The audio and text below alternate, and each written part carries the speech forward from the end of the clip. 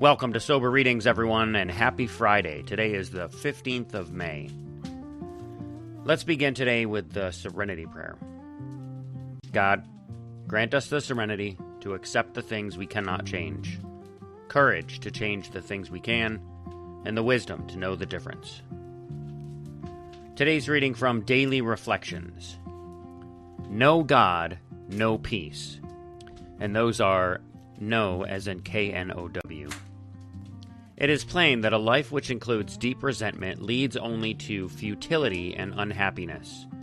But with the alcoholic, whose hope is the maintenance and growth of a spiritual experience, this business of resentment is infinitely grave.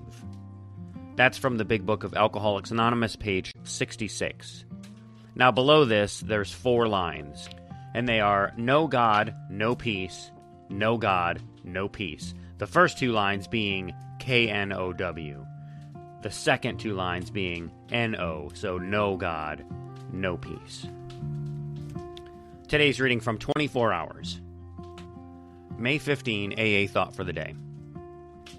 In AA, we find a new strength and peace from the realization that there must be a power greater than ourselves, which is running the universe and which is on our side when we live a good life. So the AA program really never ends. You begin by overcoming drink, and you go on from there to many new opportunities for happiness and usefulness. So ask yourself, am I really enjoying the full benefits of AA? The meditation for the day. Seek ye first the kingdom of God and his righteousness, and all these things shall be added unto you. We should not seek material things first, but seek spiritual things first, and material things will come to us, as we honestly work for them. Many people seek material things first, and think they can grow into knowledge of spiritual things. You cannot serve God and mammon at the same time. The first requisites of an abundant life are the spiritual things: honesty, purity, unselfishness, and love. Until you have these qualities, quantities of material things are of little real use to you. And today's prayer for the day. I pray that I may put much effort into acquiring spiritual things. I pray that I may not expect good things until I am right spiritually. And for today's final reading, I'm going to read a few paragraphs out of AA Comes of Age, a brief history of a unique movement. And so I'm reading from Chapter 2, which is The 3 Legacies of Alcoholics Anonymous. And the section is titled Recovery, the First Legacy. So this page is page 54. And this is a speech that Bill W. is giving, and he's talking about his drinking career. When the war was over, I returned from France, and Lois and I lived in the city. I, the former officer, had to go to work as a clerk, but that only spurred the same old power drive. Although I was only a clerk for the New York Central Railroad, I set my sights to become president of a steel corporation. When the railroad fired me because I was such a bad clerk, I vowed I would show that railroad and everybody else too. Finally, I got into Wall Street, that famous shortcut to wealth and power, or poverty. In a few years' time, I made far too much money for one so young. I was not disturbed about my drinking, although Lois had become increasingly concerned. In this period, I was drinking to dream great dreams of greater power. I wanted to be a director of many large enterprises.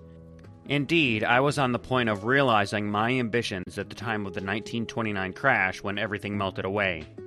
Although I had gone many thousands of dollars into debt, my arrogance was supreme. I looked with disgust upon the bankrupt people who were then jumping from the high buildings. I said, and believed, I can build all this up once more. I've done it once, I can do it again. But I did not do it again. My alcoholic obsession had already condemned me. I no longer had the capacity to hold even the first rung on any comeback ladder. So I began sinking. I could not get a toehold anymore and became a hanger-on in Wall Street. Without money or sobriety, I was discredited everywhere. People knew all too well what I was becoming. Finally, I slid down into a state where I was not drinking to dream dreams of power. I was drinking to numb the pain, to forget.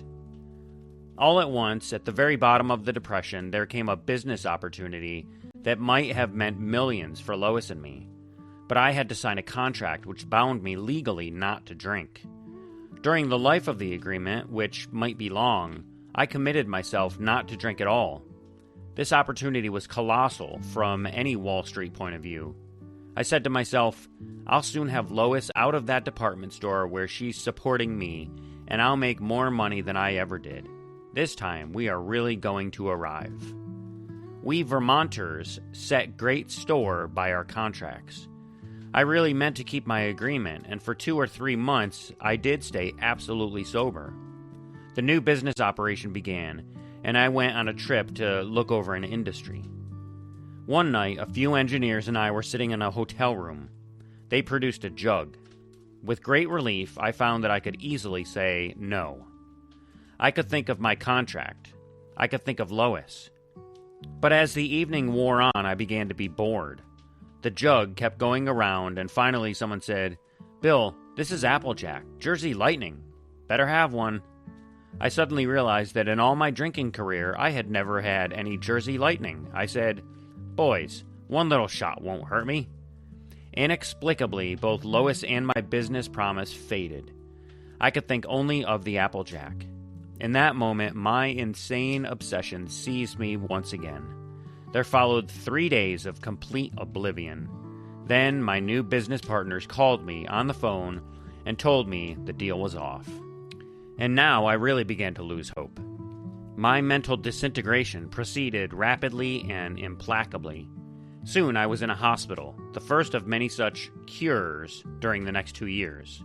But it wasn't until that faithful night in September of 1934 that Lois and I learned from the doctor what my score really was.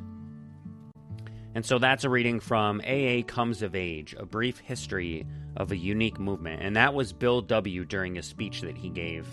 And this section, again, is titled Recovery, the First Legacy.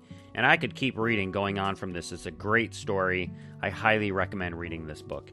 And I will definitely put more of these readings into the Sober Readings episodes. And so that's it for today's episode of Sober Readings. I hope you enjoyed the readings. If you did enjoy the show, please do me a huge favor and hit that like button and share this episode and leave a comment. Let me know what you thought. And if you'd like to be a guest reader on the show, just send me an email at soberreadingswithscott@gmail.com, or you can go to my website, soberreadings.com. There's a short form there that you can fill out that'll go to me. And if you'd like to drop $1 in the virtual donation basket, just click that donate button. So again, thank you so much for listening. Stay sober, keep reading, and I'll catch you in the next episode. Until then, take care of yourselves and each other, and remember, just for today, don't drink, go to a meeting, and keep coming back. Have a great day, and as my friend Larry says, best day ever.